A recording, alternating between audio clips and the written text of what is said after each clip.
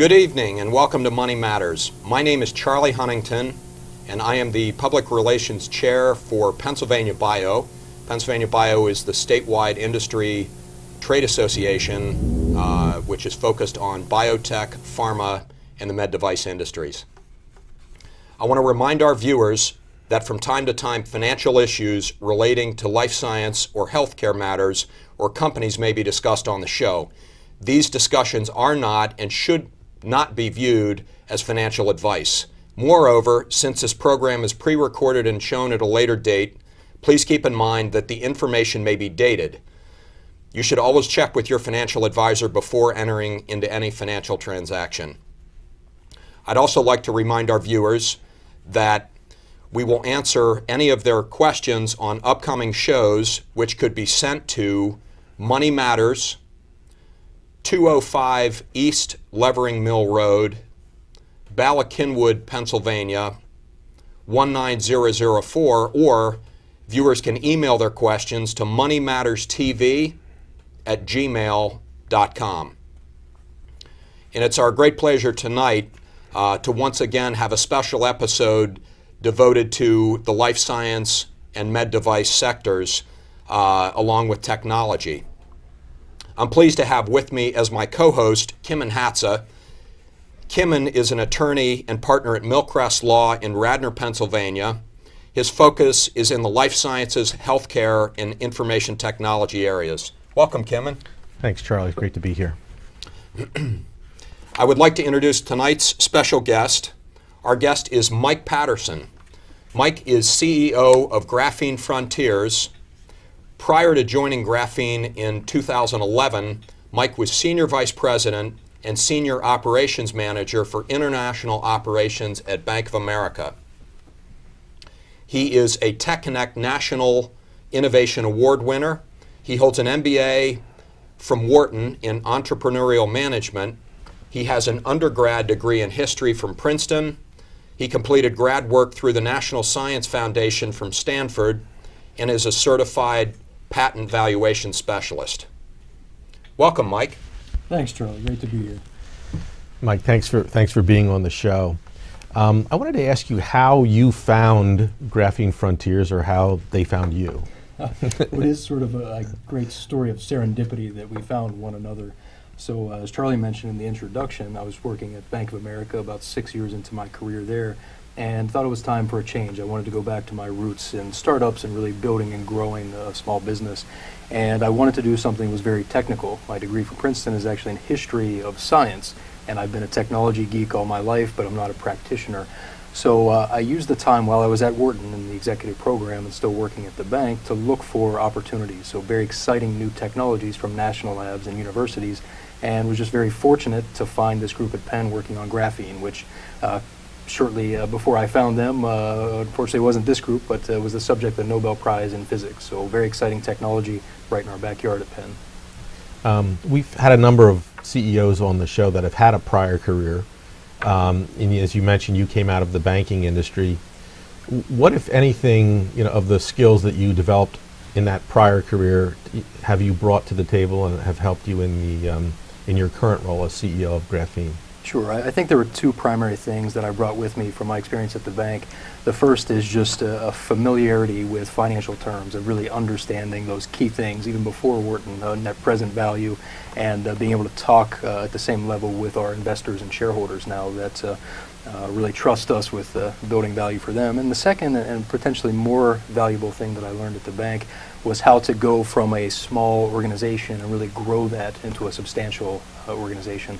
So for example, when I joined the bank, we had about 500 employees in one group, and I helped them grow that to about 20,000 in the period of about 5 years. So that high growth experience has been great for me. Mike, can you tell our viewers about Graphene Frontiers? I'd love to, Charlie. Graphene Frontiers is an advanced materials and nanotechnology device company based in Philadelphia, right on Market Street in the Science Center. And the company is based on, as I mentioned, technology that came out of the University of Pennsylvania.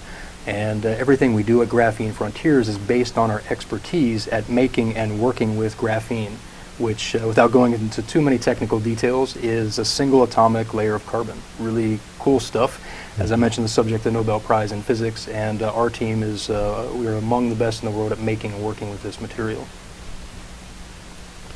Now, when we spoke previously, you talked about, possible usages or at least the use that you're focusing on currently for the graphene, and you talked, I think, specifically about biosensors and diagnostics. Can you describe for our viewers in a little bit more detail what it is exactly that you're focusing on right now? Absolutely. And, in the early days of Graphene Frontiers, one of the issues we really struggled with was not what could we do with graphene, but what should we do? Because the words platform technology is thrown about quite a bit, but with a new, amazing material like graphene, the possibilities are numerous, to say the least.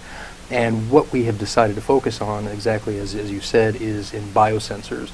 And specifically, we believe we can use graphene and the technology that we have as the foundation for a new capability in diagnostics.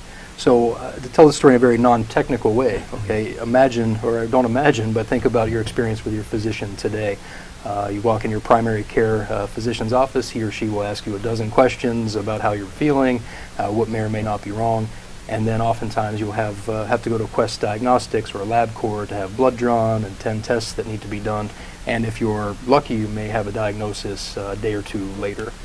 What our technology that's based on graphene enables is for your physician to test with a small sample, instead of vials of blood being drawn, a single capillary blood sample, that he or she can test for multiple things and have results in minutes. So it cuts out that unpleasant patient experience, and importantly, shortens the time before a diagnosis, which improves patient outcomes because of better, more efficient, more rapid treatment. So that's what we're working towards. What does the graphene do? What is it that the graphene brings to the table for purposes of this of a diagnostic test like this? Yeah, great question. And graphene has at least 7 amazing properties, but what's relevant for this application, and interestingly, graphene is by far the most conductive material, period. It's more conductive than copper, gold, anything else, and that helps with the sensitivity of this device. And our sensor is based on really an electrical readout and platform. And also importantly, graphene, because it is a two-dimensional material, that means that we don't have these chemical bonds dangling about, that nothing else sticks to the graphene. So we don't have what's called in the industry non-specific binding, and what that means is fewer or no false positives. So it is a couple of those special properties of graphene that make it ideal for this application. And how many, I guess it depends on the size perhaps, but how many of these biosensors can be placed on a graphene surface? Again, I assume it's size related, but yeah, and that's depending on the application. We can vary the size of the graphene that we actually use, but the short answer is that each of these devices is about 10 micron, and to put that in normal terms, it's about 1/10 the width of a human hair. So we can put thousands of these devices on a small chip. So literally, you get that with one, like a drop of blood or a little bit of blood, you can test for a whole host of things. Absolutely, absolutely. Wow, it's amazing. How have you guys funded yourselves to date, and then what do you see future funding looking like? And it's it's been challenging. Certainly, the funding environment when we first started the company was still tough.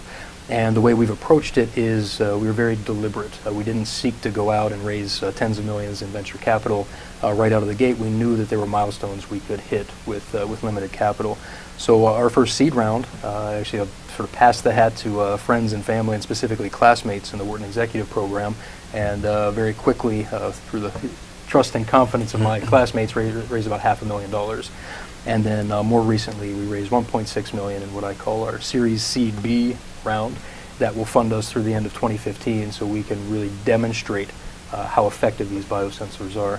Our next round, we believe, will be at a point next year in mid-2015 where we'll have great interest from strategic partners, companies like Roche, and maybe some venture investors as well, when we are ready to scale up. Okay. So, all right, you mentioned partnerships, and I know a number of people that we've had on the show have talked about strategic partnerships being a significant component of their anticipated funding plan, basically. What types of companies would make for good partners, I guess, for your product?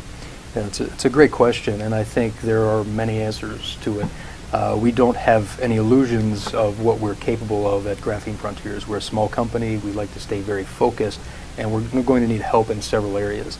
I think the ideal partner or partners for us, particularly in the biosensor application, will be companies that are already major players in diagnostics. These are companies like Roche, Randox, Siemens Healthcare, GE Healthcare, and so forth, and some of the major players that are household names in the industry.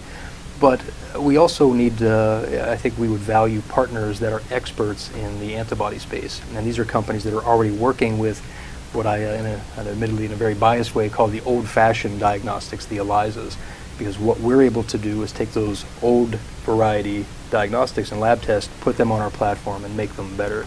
So instead of viewing those companies as competitors, we see them as potential valuable partners. So existing lab test companies as well as the big diagnostics companies. So I want to just back up for just a minute. So it sounds like graphene is the material choice, right? If I have the choice of using copper or graphene, I'm going to choose graphene. There's no comparison. So your value that you're bringing, or and we could spend an entire show on patents and so on, but what is it unique about your company with the graphene that makes you attractive to others, would you say? Yeah, so again, a great question. And what we originally formed the company around, the core technology from Penn, was that team in Charlie Johnson's lab, a professor at Penn, figured out a way to make this material. And to put that in perspective, in 2010, when the Nobel Prize was being awarded to some guys in the UK for discovering graphene, a single square centimeter was a world record size. That was as big as it got. Wow. The guys at Penn, and ultimately the technology that we brought into Graphene Frontiers, the technology was a way to make larger area pieces of this film. It's a little hard to visualize, but something atomically thin that we can make square feet of today. So we're increasing the size and driving the cost down. And for us, of course, that wasn't enough. We had to answer the question of, so what? What do you do with this material? And we found this great biosensor application. Okay. Great. You all were just awarded a contract by the State University of New York, their Albany campus, to put in a new office, new lab there in upstate New York. Can you tell us how that came about? And then I know you have, if I'm not mistaken, you have a wafer with you, and we'd love to see that as well. I'm sure our viewers would love to see it. Of course, that's our pride and joy, and a very exciting announcement for us is the partnership with the group formerly known as CNSE, the College of Nanoscale Science and Engineering. It's a part of the State University of New York, so SUNY. I think it's now called SUNY Poly, and a very special place. And what I mean by that is SUNY Poly is where all of the big semiconductor companies go to collaborate on cutting-edge work. So this is where, actually the only place in the world where they're making 18-inch silicon wafer devices. These things look like pizza plates, and they're pretty amazing. But what's relevant for us is there's sufficient interest from these big guys, Samsung, AMD, Intel, IBM, that they want to work with graphene for semiconductor devices. And what we're bringing in partnership with CNSE is that capability at a 12-inch wafer scale. And what we have, and what you mentioned, Charlie, is we've got this as a 4-inch wafer scale, which we're using for production today. And this actually has some of our biosensor devices fabricated on it now. But we're bringing a 12-inch capability, something 3 times as big, which dramatically drives the cost down and improves yields. And will also allow us to partner with these big semiconductor companies to allow them to make new things with graphene as well. So very exciting for us. If you don't mind, Mike, hold that up one more time, and let's see if we can our get cameraman's going to zoom in on it, and we're going to give our viewers a good idea of what that is. Perfect. That's great. Thank you. And in terms of why upstate New York, you say all these chip makers have gone up to upstate New York. Sometimes it comes down to just, you know what, it was a politician, a strong politician, got all this headed in the right direction up there. Do you have any idea, just curious, as to why they all wound up in upstate New York? Absolutely, and state funding and incentives had a lot to do with it. And what the state of New York decided, I think it was about 10, or it might have been longer, 10 years ago or longer, that they wanted to bring some real high-tech manufacturing to help offset some of the losses they were seeing in the older materials businesses. And a lot of that investment was centered in Albany and a few other places. And it just so happened that they got critical mass at the right time where they built it, and as often doesn't always happen, in this case they came. And when they came, that's Samsung, IBM, and all the big players. But that catalyst for the growth of this capability, I think, really was the state of New York. And just so our viewers know what exactly they were looking at there, so you had how many sensors on, was it 9 or 12, I forget how many sensors. What would an application be, let's say, for that many sensors on a chip of that size? Or is this just a prototype that's being built to show capabilities? Mm-hmm. Where might you see something of that size in production? So in a 4-inch wafer, what I just showed the audience, we have, I believe, about 450 individual devices on there. Wow. And we're not trying very hard at all. In fact, they're intentionally big so we can easily test them with our prototype devices. And where this is headed is we will have individual chips that may be 1/10 the size of a postage stamp with dozens or even hundreds of individual devices on it, as mentioned earlier, that we can use to test for multiple different things with small samples.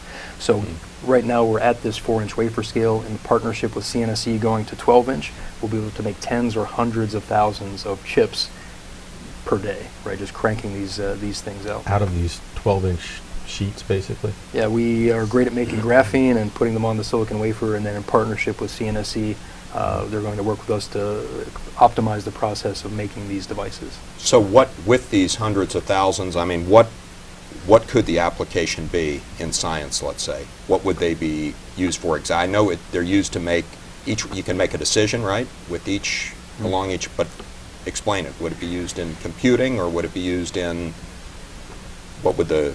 Yep. So the holy grail, not only for graphene but for many other advanced materials, is using it to replace silicon in the next generation of semiconductors. So for that logic, there's some materials challenges that I think it'll be a very long time before we see silicon go anywhere, but there are simpler devices. And what we're working with in the device that I just showed is based on a field effect transistor. It's a very basic analog device. So if you think about your radio dial, that's sort of an analog device versus your I'm using the twist term like the old radios and not the digital. But the applications, there are a myriad. We're very focused on sensors, biosensors, and also vapor phase chemical detection, which has some health and some defense applications. But those same devices can be used for radiation detection. They can also be used for radio frequency, electronics, and many other uses in the analog domain. Digital is still a way off. So the Intel inside won't be graphene inside anytime soon, but that's a possibility. Okay, thank you. As you look down the road and on the path that you're currently on at Graphene, what do you see as success? What would you view as success for the company? Yeah, success for us, I think, first and foremost, is really bringing this biosensor product to the market and having a point-of-care diagnostic through our partners where it's actually changing people's lives. It's improving patient outcomes and hopefully saving lives. And it's a little, people sort of smile and laugh when I say this, but I believe that Graphene Frontiers is going to make the world a safer and healthier place, right? So that's mission one. I think we can do that through this biosensor. Looking 5 years out, it's my objective to build on our core capabilities and working with this material to launch additional products and applications based on graphene technology. So I'm hopeful that biosensors and diagnostics is just the first of many in coming years. You corrected me, and I'm going to try to remember this. And at Princeton, you were a history of science major. Is that correct? That's correct. I was originally a physics major, and while I love hard sciences, I learned very quickly that I was not a physicist, or I was not cut out to be a physicist. And very fortunate that they had this program at Princeton, History of Science, which allowed me to take a lot of hard science courses, primarily computer science, physics, chemistry, and put that in a wrapper of historical and societal context. And why, that's been great for what I'm doing now, because it's helpful to look back and see how technology has advanced and been commercialized with in prior generations. And the thing that it really becomes clear to me with viewing it through that lens of history of science is the pace of innovation and market adoption is becoming so fast and rapid. Now it's an exponential change, and it's very exciting for us. On the other hand, I'm still very aware of many companies that have underestimated how quickly the time is from invention to adoption, and have spent a lot of money and gone bankrupt. So I actually use that education to help inform some of our business decisions and timing. I had the pleasure 3 weeks ago of being in an audience where a Stanford professor, a futurist, was speaking about innovation. And he talked about over the next 25 years, or in the next 25 years, I should say, if you want to drive a passenger car, you'll be going to Disney to do it. He said, how many accidents has the Google car had? And the answer is 0, right? Now, what it's going to do to industries like trucking, what it's going to do to, say, retirement plans, where, what is one of the biggest causes of deaths in the United States? Auto accidents. If there are no more auto accidents, how long are we all going to live, and how long are we going to need retirement dollars? The other thing he said is we, in our lifetimes, we may see a sustainable source of energy which could be used, and it's going to be as close to free as you can get it. But when you think of unlimited energy, you will be able to drill in countries where previously it was too expensive to drill for things like water to keep people living and cure poverty. But again, how many people is the world going to have? How long are we all going to live? So, it's going to be very interesting over the next 25 years to see what happens. I want to ask you a question, though, about history and about maybe context for graphene. So I'm talking about the material, not graphene, your company.